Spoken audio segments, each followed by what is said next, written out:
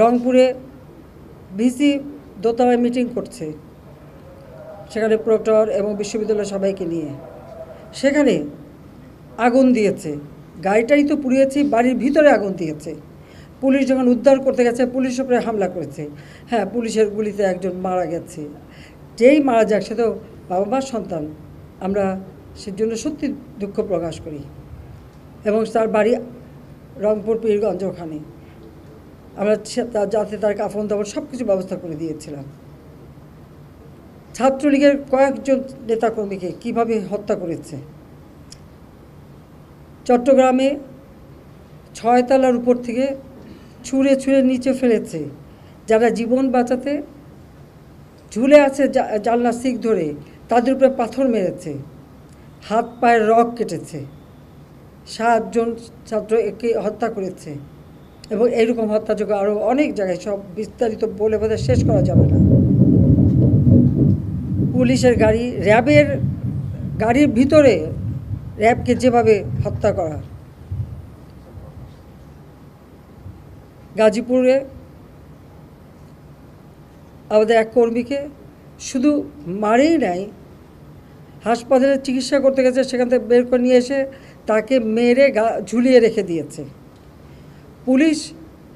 সেই উত্তরা ইসলামী হাসপাতাল চিকিৎসা করতে গেছে আহত পুলিশ, তাকে হাসপাতাল থেকে টেনে বের করে রাস্তায় ফেলে তাকে সেখানে কুপিয়ে কুপিয়ে হত্যা করেছে। পুলিশকে মেরে ঝুলিয়ে রেখেছে।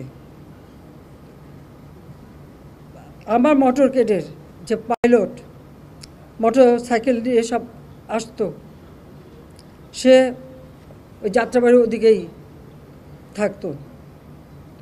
ওখানে প্রত্যেক বাড়িতে বাড়িতে যে তারা খুঁজছে পুলিশের কেউ আছে কি না, আওয়ামী লীগের কেউ আছে কি না।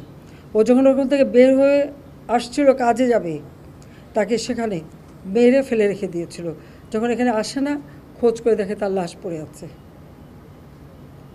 এইভাবে একদিকে হত্যাকাণ্ড, একদিকে জ্বালাও পোড়াও। 2013, 2014, 2015 এই জ্বালাও পোড়া হত্যাকাণ্ড আমরা দেখেছি। আবার শুরু করলো এই 2024 সালে,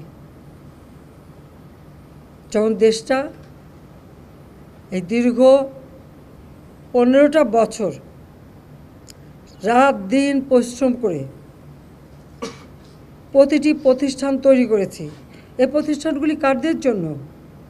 এদেশের মানুষের জন্য। তো এই প্রতিষ্ঠানগুলি তো মানুষকে সেবা দেয়, মানুষের জন্য কাজ করে, মানুষের রুজির ব্যবস্থা করে, মানুষের আয়ের পথ খুলে দিয়েছিল। সেই প্রতিষ্ঠানগুলি একে একে পুড়িয়ে ফেলা।